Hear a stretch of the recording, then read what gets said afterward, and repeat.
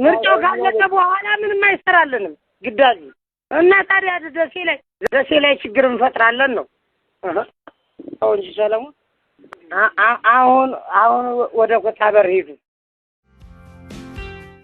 ራስ የሚቀርጥ ሰው አዘጋጅና አልትራ ስላለ ትንሽ ላይ ተላያለ ታዛዥ ነኝ በቃ አስተጥብሬ እሺ እኔ ሰጥላለሁ ኢንተርቪው መኮ ወስጃለሁ ተዛዝ እንግዲህ ፎቶ ሳይቀር ፎቶ የተለጠፈበት እንግዲህ ከዚህ በፊት የነበረ የምርጫ ሂደት የነበረን የፎቶ ሰልፍ እሱን እያሳየ ምርጫ አድርጌያለሁ የሚል እያየን ነው። የሚገርም ድራማ ነው እየተመለከትን ያለው። ለ6 ቀናት የዘለቀ እርምጃ ከተወሰደ በኋላ የኦሮሞ ነጻነት ሰራዊት ኦፕሬሽንን የተቀመጠለትን ዓላማ ሙሉ በሙሉ አሳክቷል። በእኛ በኩል ደግሞ በፍጹም ይሄን ምርጫ ማድረግ የለበትም የተሰራው ተሰርቶ ይሄ ምርጫ መደናቀፍ አለበት የሚለው ተሳክቷል። በመሰረቱ ሙሉ በሙሉ ነው ያሳካነው። በኢትዮጵያ የአውሮፓ ህብረት ልዑክ ጽሕፈት ቤት የአውሮፓ ህብረት አባል ሀገራት ከሆኑት ከኦስትሪያ፣ ቤልጂየም፣ ቡልጋሪያ፣ ቼክ ሪፐብሊክ፣ ዴንማርክ፣ ፊንላንድ፣ ፈረንሳይ፣ ጀርመን አስገራሚ ነገሮች ያው እያየን ነው። የመጀመሪያው ድንጋጤው ቀላል አይደለም። ከድንጋጤው ለመውጣት ትንሽ ጊዜ ወሰደባቸው። ለምሳሌ ምርጫው በእነዚህ ወረዳዎች ይካሄዳል ተብሎ ሲነገር የዛን ጊዜ ሪያክት ማድረግ ይችሉ ነበር። የተወሰነ ነገር ድንገት ሾክ ነው የሆነባቸው። ለምን? ለደጋፊዎቻቸው ሲነግሩት የነበረ ነገር አለ። 95 ምናምን ኢትዮጵያ የአማራ ክልልን ይዘናል ሸኔ ሲል ነበር፣ ፋኖ ሲል ነበር። እነ ሸኔ ደግሞ አዲስ አበባ ተቃርበናል የሚል ያው በምኞት ብዙ ይናገሩ ነበር። ያው ዘረኝነት፣ ንዴት ምናምን በጣም መጥፎች ናቸው። መጥፎነታቸው ያው አእምሮ የተወሰነውን ክፍል ስለሚዘጉ ማለት ነው። ያንን አምኖ በዛ መንገድ አብሯቸውን ይኳተን አለ። የምርጫው ሂደት ግን 501 ሲባል ለሰዎች 501 ሲባል ልክ 501 ተብሎ በሚቀጥለው ቀን ግንቦት 24 የዛለት ቦታው ይሰራል አይሰራም ተብሎ እኮ የሚፈተሽ አይደለም። በ501 ላይ ከየካቲት ወር ጀምሮ ምርጫ ምንድነው እጩዎችን መራጮችን ምናምን ሲመዘግቡ ነበር። ስለዚህ እንቅስቃሴ ሲደረግ ስለቆየ 501 እስኪባል ድረስ እዛው ፋኖቹም ሸኔዎቹም ያውቃሉ እኮ እነሱ የት እንዳሉ ያውቃሉ። ምናልባትም ከርቀት ሆነው ከተደበቁበት ጎጆም ሆነው ምናምን ምዝገባውን ሊያዩ ይችላሉ። 501 ከዛን ጊዜ ጀምሮ እንቅስቃሴ ኖሮ አንዳንዶቹ እንኳ ዘግይቶ ነው ከየካቲት ሳይሆን ከመጋቢት ከምናምን ጀምሮ ይጀምራል ማለት መሰለኝ። በዛ መሰረት ምርጫው በዛ ይካሄዳል ተባለ። የዕለት ዕለት ፋኖም የሸኔውም የቲፒኤልኤፉም ደጋፊ ተስፋ አድርጎ ነበር የሆነ ምርጫ ጣቢያዎች ቢያንስ እንደው 150 ምናምን ትርምስምስ ፈጥረው ዜና ለማድረግ ሞክረው ነበር።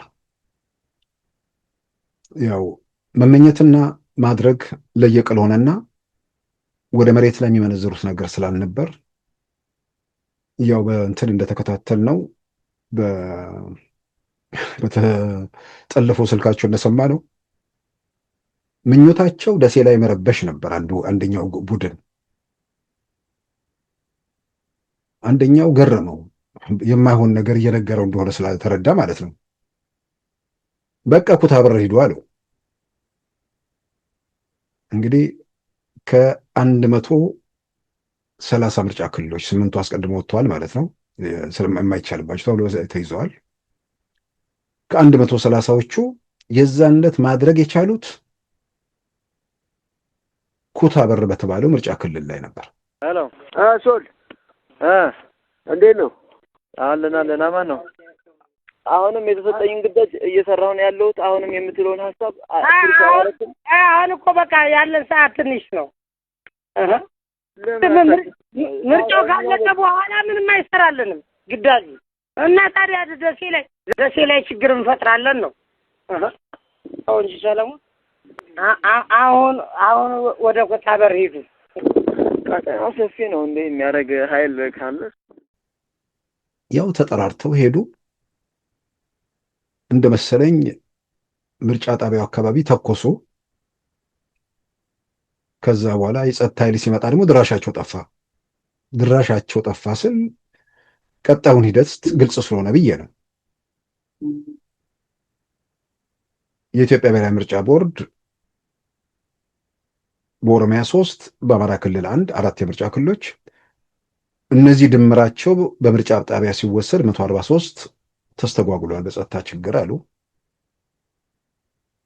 በኋላ ማምሻውን መግለጫ ሲሰጡ የኩታበሩ ምላሽ ስላገኘና የጸጥታው ስለተረጋገጠ ምርጫው ተካሄደ አሉ ከ4 ጣቢያዎች በስተቀር። ኩታበርን በተመለከተ ከነበሩት 19 በኩታበር ምርጫ ክልል ከነበሩት 19 ምርጫ ጣቢያዎች ውስጥ 4ቱ ብቻ እንዲሁ ሲቀሩ 15ቱ ላይ ድምጽ መስጠት ተችሏል። እንግዲህ የምርጫው ዕለት እንኳን መተኮስ የቻሉት 2-3 ጣቢያ ላይ ነው ማለት ነው፣ ሸኔን ጨምረን ማለት ነው።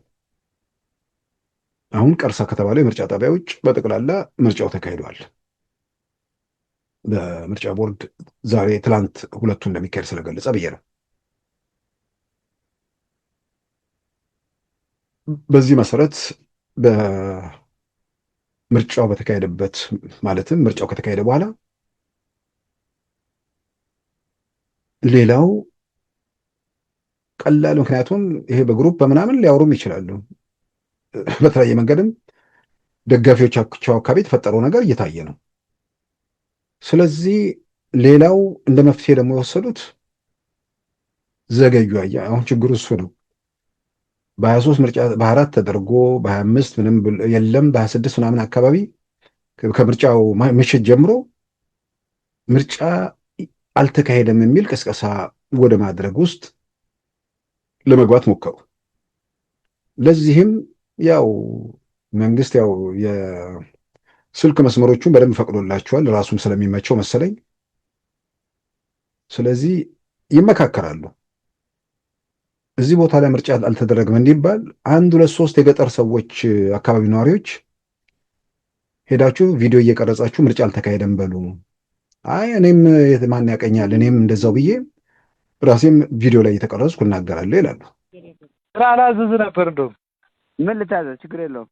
የአርሶ አደሮች አሉ አይደል? እሱ ገደማላ አካባቢ ነቃ ያሉ አርሶ አደሮች 3 አርሶ አደር ትይዝና እዚህ ጎዛምን ከደብረ ማርቆስ እስከ የቦቅለ ገደማላ ድረስ ምርጫ አለመከናወኑ ያልተከናወነበትን ምክንያት ደግሞ ውጊያ መደረጉን በዚህ ሰዓት የሚያመላክት አጭር ቪዲዮ በእነሱ በኩል ኦሪንት አድርገህ ብትይዝ አሪፍ ነው። ኢንተርቪው ብታረጋቸው አረጋለሁ። እስከ ስንት ሰዓት ነው? ግድ ችግር የለውም። አይ ችግርም አለ። አሁን ሰዓት ካውንተሩ አሁን ነው ካውንተሩ። ጠሩሽ ከቻላችሁ 60 ነው። አሁን ኦልሞስት ተሰባሳብ ባለው ቢደርስ ነው። በቃ ይደርሳል። በቃ እሱን ስራ ሊወድ ማለት ራስ የሚቀርጥ ሰው አዘጋጅና አልትራ ስላለ ትንሽ ላይ ተላያለ ታዛዥ ነኝ። በቃ እሱ ፈጽምልኝ። እሺ እኔ እሰጥልሃለሁ ኢንተርቪው። መኮ ወስጃለሁ ትእዛዝ ነው ያለው። በኩም አዎ በቃ እንደዛ ተከፋፈሉትማ ባባ። እሺ ይሄንን ቪዲዮ ኦዲዮዋቸው በአደባባይ አስቀድሞ ከተሰራጨም በኋላ ሲሞክሩት እናያለን። አለቃ መንግስቱ ይባላል ወይ አርበኛ መንግስቱ የምኒልክ ዕዝ 303ኛ ግዙፍ አሳምነው ኮር የህዝብ አስተዳደር መምሪያ ኃላፊ ነኝ። ኢትዮጵያ ምርጫ እያካሄድኩ ነው፣ ኢትዮጵያ መርጣለች በሚል በግል ሚዲያ ዘርፋቸው ፕሮፓጋንዳ እየለቀቁ ይገኛሉና እስኪ እንደው ከዚህ አኳያ አርበኛ 50 አለቃ መንግስቱ ምን ተረዳህ? እንደው ያለው ሁኔታ ምን ይመስላል? መልካም እንግዲህ በሶሻል ሚዲያ እያየነው ነው። በጣም በሚገርም በተግባርም በሶሻል ሚዲያ እያየነው ስለሆነ እኔ አሁን የምገኘው መቄት ወረዳ ላይ ነኝ። እኔ የምገኘው እንግዲህ እንደ መቄት ወረዳ ተጨባጭ ሁኔታ መቄት ወረዳ ላይ 36 ቀበሌዎች ይገኛሉ። ከ36 ቀበሌዎች የብልጽግና መንግስት መሽጎ የሚገኘው በሁለቱ ቀበሌ ነው። 01 እና 02 ቀበሌ ነው። ግን ደግሞ በሚዲያ ላይ እየተናገረ ያለው ምንድነው?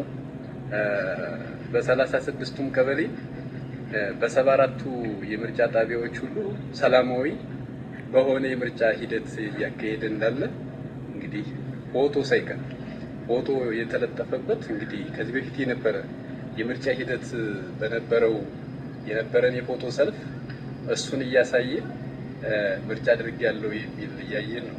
የሚገርም ድራማ ነው እየተመለከትን ያለው። እሺ መንገድ መሪዎቹ ጋር ስደርስ ማለትም ሸኔና ፋኖቹ ጋር ጀነራል ተፈራ ማሞ ትዝ አሉኝ። ለምን ትዝ አሉኝ? የጠፉ ብዬ አይደለም። ከምርጫ በኋላ ድምጻቸውን ስላሰሙ እዛ ላይ ያነሷቸው ነገሮች በተወሰነ ደረጃ ባለፈው የዘመነ አንዱ ግሩፕ የገረፈው ልጅ ማን ነበር? ቃል አቀባይ ከሱ ብሰው መጡ ማለት ነው። ልጁ ያው ድሮ ኢትዮጵያ ቴሌቪዥን እነ ሰለሞን ክፍሌ ህብረት ትርኢቱን በሚያዘጋጁበት ሰዓት ስጥ እንግዲህ የሚል አንድ ፕሮግራም ነበር። የመዋሸት ጥግ ማለት ነው።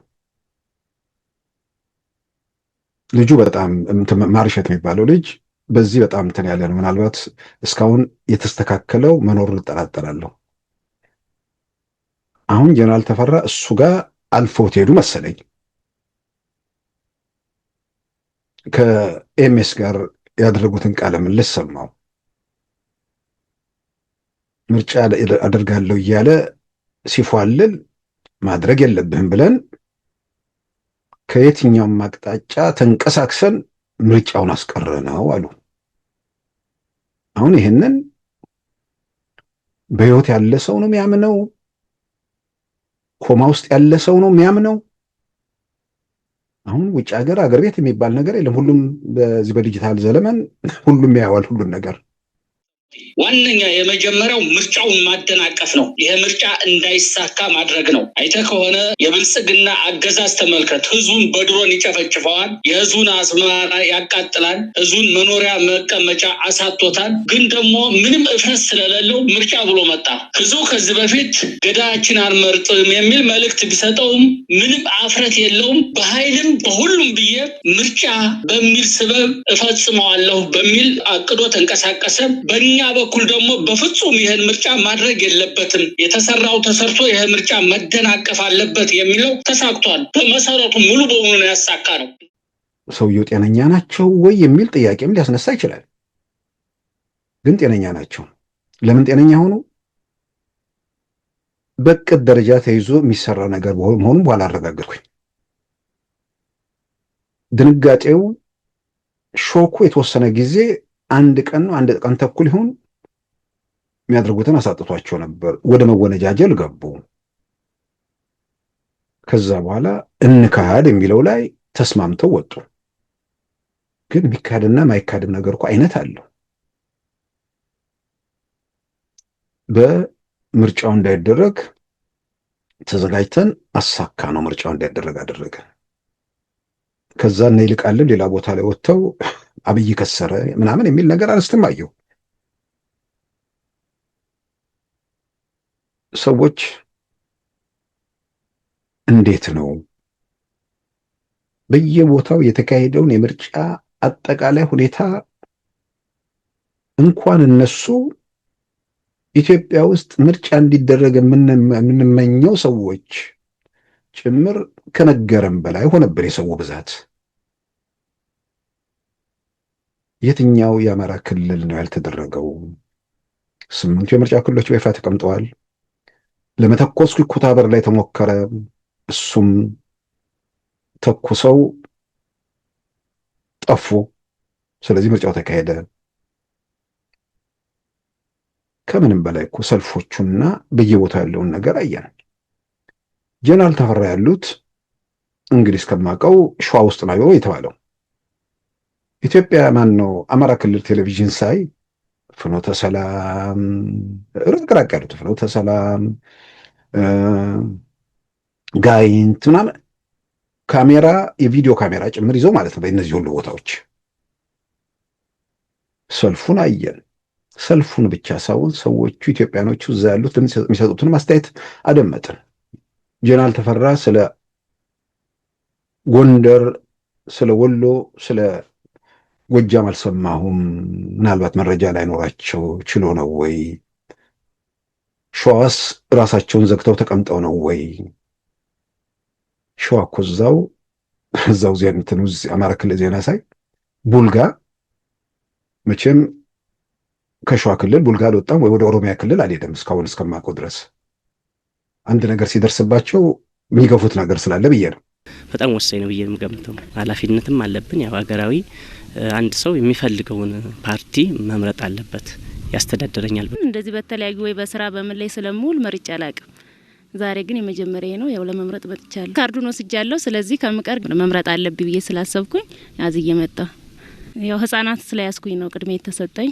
ያው ስለሰጡኝ ደግሞ አመሰግናለሁ። ቡልጋ ላይ ሰው በነቂስ ወጥቶ ተሰልፎ ድምጽ ሲሰጥ አየን በአማራ ክልል ቴሌቪዥን ላይ። የትኛው ምርጫ ነው ያደናቀፋችሁት? ሰውን በዚህ ደረጃ ደጋፊን በዚህ ደረጃ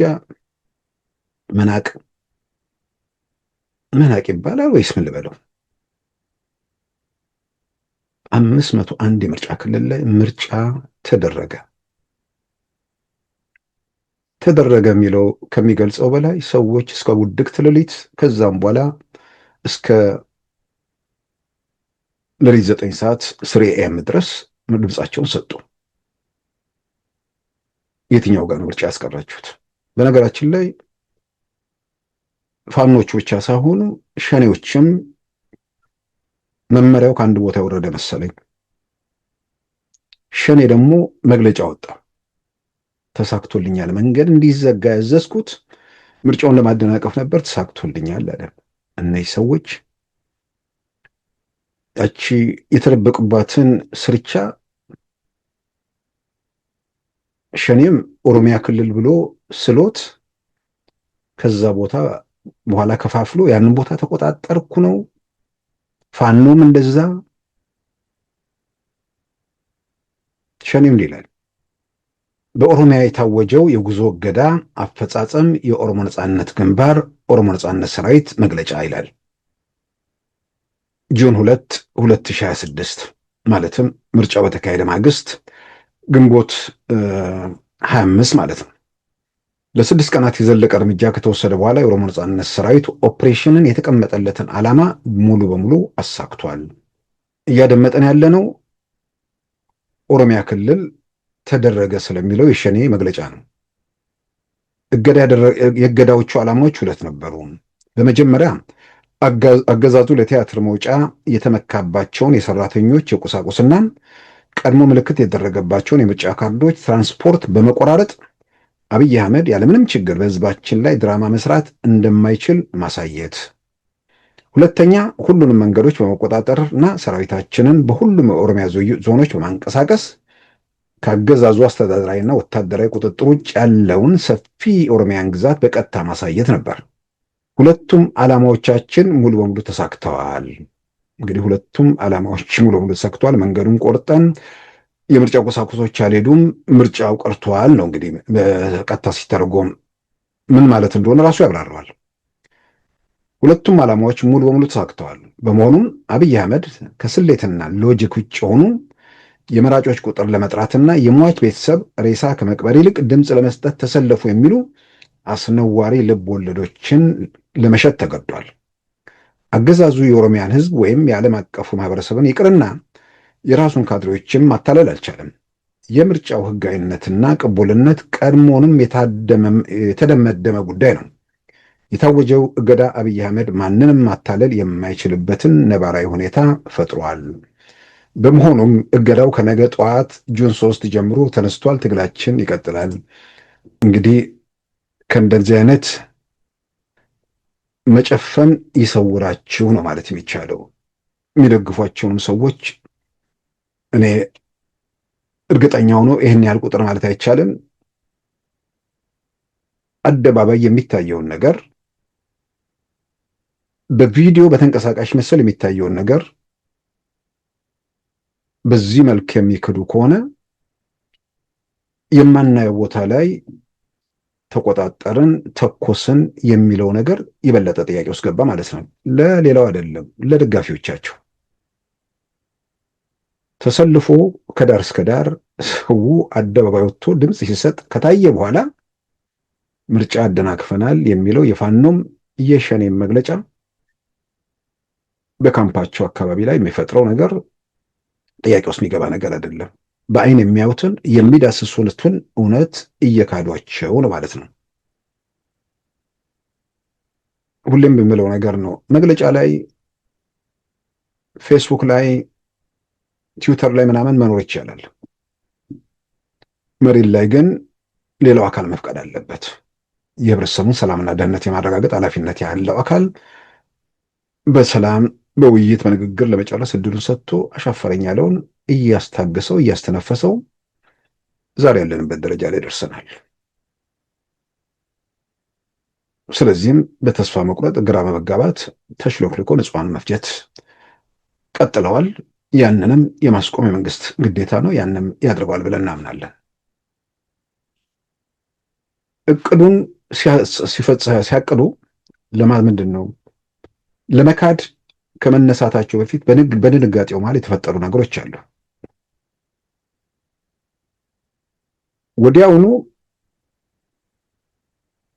ሰልፉን ሲያዩ ምናምን ግራ ተጋቡ። ከዛ ማህበራዊ ሚዲያ ላይ የተጻፈው ነገር ምንድን ነው? ህዝብ እንደ ህዝብ ነበር ወደ መውቀስ የሄዱት። አንዳንዶቹ ሰው በቃላት ይሸወዳል። ምን ቃላት ነው የሚያየው? የሚዳስሰው ነገር አይደለ እንዴ? የቃላቱማ የሽንገላውማ ነገር 2017 4 ኪሎ የሚገቡ ሰዎች 4 ኪሎ ገብተው እስካሁን 2 ዓመት ምን እያደረጉ እንደሆነ ያደርጉ እንደነበር እሱን ይጠብቅ ይሆናል። ቁጭ በሎች መሆናቸውን አየ። ቁጭ በሎች አታላዮች ማለት ነው። በሌላም በኩል በስሙ በነጻነት ስም የተደራጀ ዘረፋ ውስጥ መሆናቸውን አረጋገጠ።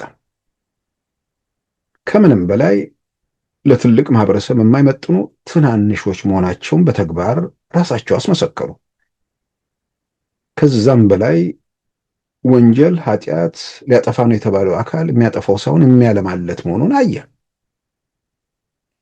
ከዛ የቀረችው ድሮን የምትል ነገረች። ድሮን ጅራፍ ስለያዝክ ምናምን የሚባል ነገር የለም። ድሮን አማጺ ላይ አሻፈረኛ ላይ ተኮሳል። ህዝቡ ልጆቹ ናቸው፣ በሰላም እንዲመገቡ ይፈልጋል። ስልጣን ላይ ያለው አካል በሰላም እንዲመጡ ፈቃድ ሰጠ። በሰላም አልመጣም አሉ። የሰላም የመጡት በሰላሙ መንገድ ላይ የራሳቸውን አስተዋጽኦ እያደረጉ ነው እና ሰልፉ ሰው አደባባይ ወጥቶ ሰልፍ መብለጥ እኮ አይደለም፣ የሰልፉ ርዝመት ነው ያስደነቃቸው።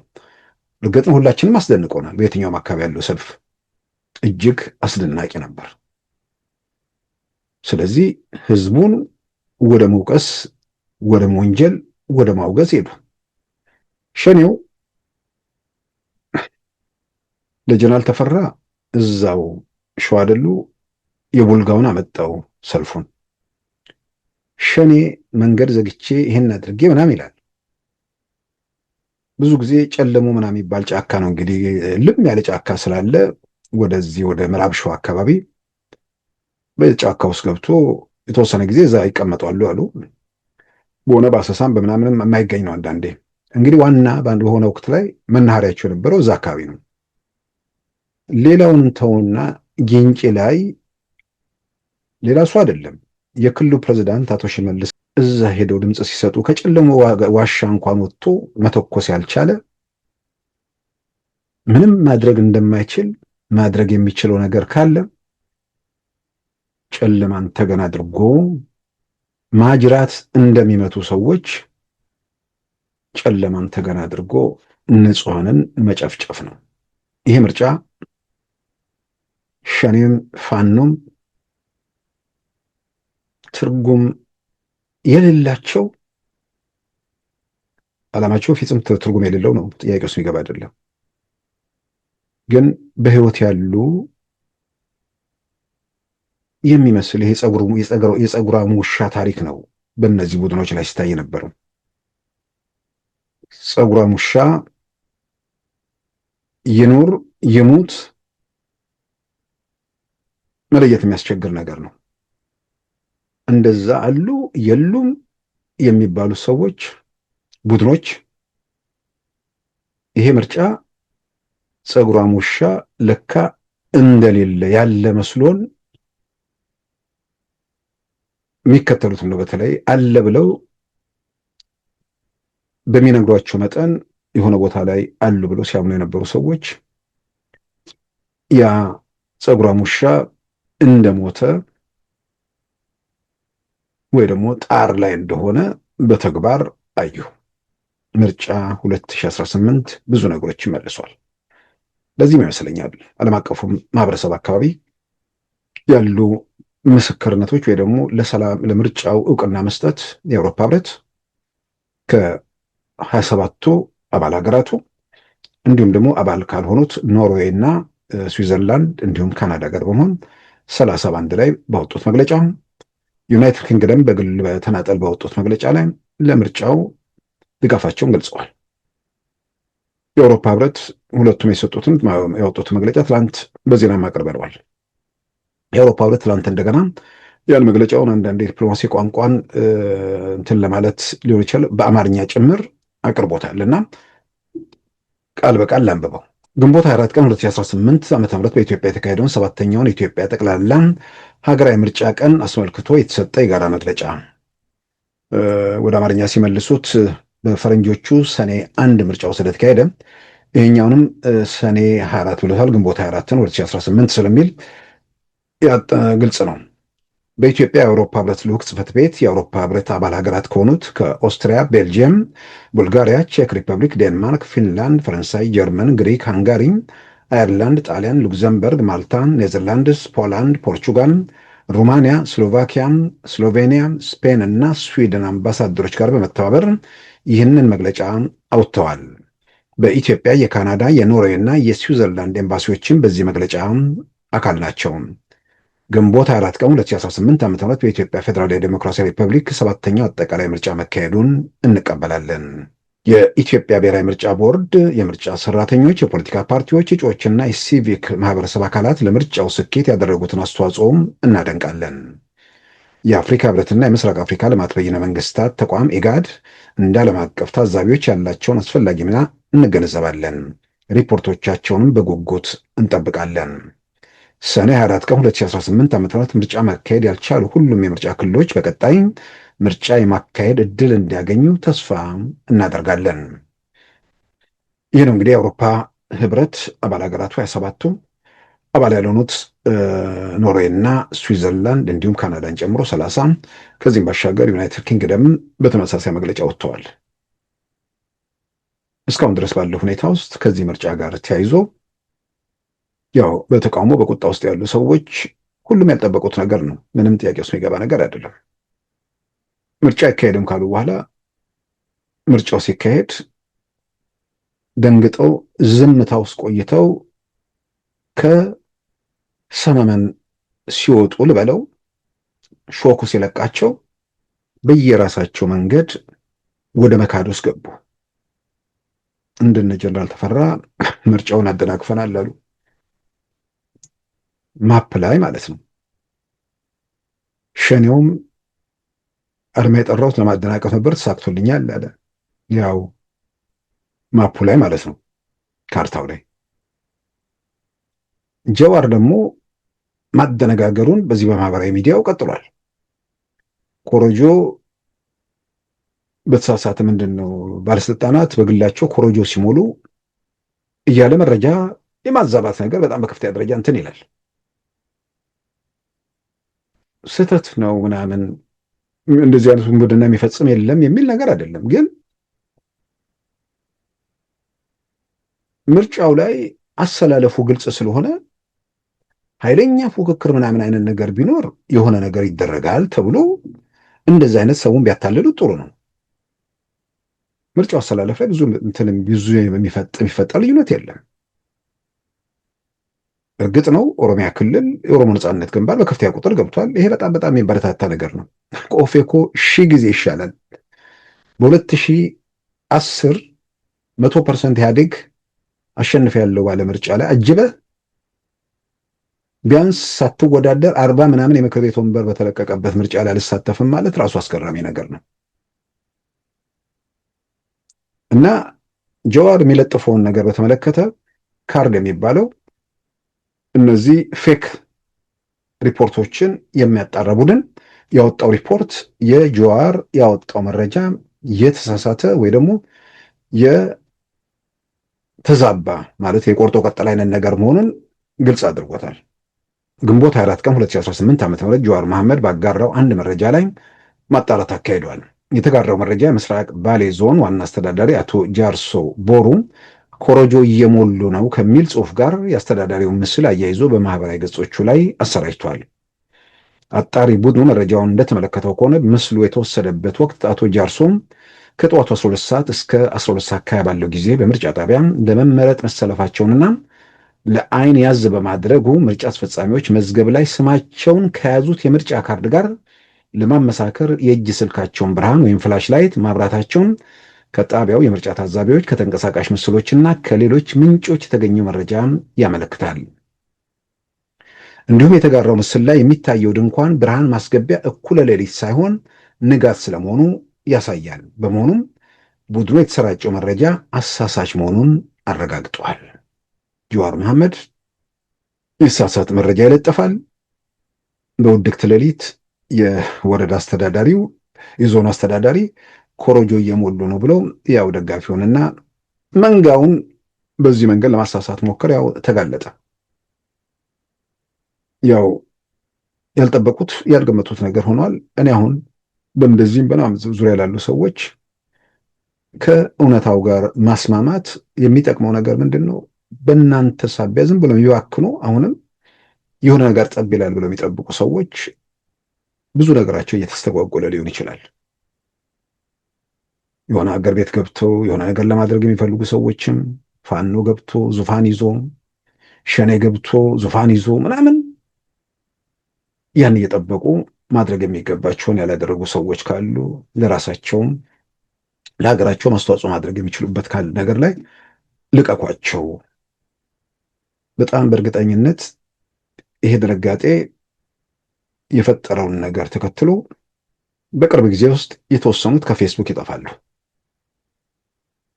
ምንም ማድረግ አይችሉም፣ ይጠፋሉ። በሆነ ሀሳበው እንደሚጠፉ በጣም በእርግጠኝነት ከወዲሁ መገመት ይቻላል። እነሱ ጠፉም አልጠፉም ትልቁ ነገር መሳሪያ ይዞ በየስርቻ የሚርመጠመጠው ለአንዴና ለመጨረሻ ጊዜ እልባት አግኝቶ ሀገሩ ተረጋግቶ ሰላምን አረጋግጠን የዛሬ 5 ዓመት ፕሬዚደንሻል የምርጫ ስርዓት ውስጥ ገብተን ፉክክሩ ጦፎ እያንዳንዱ ገጠር ያለው ሰው የማንን እንደመሪው እንደሚመርጥ አውቆ አጓጊ የምርጫ ሂደት ውስጥ እንድንገባ እንመኛለን። ያ እንደሚሆንም ተስፋ እናደርጋለን።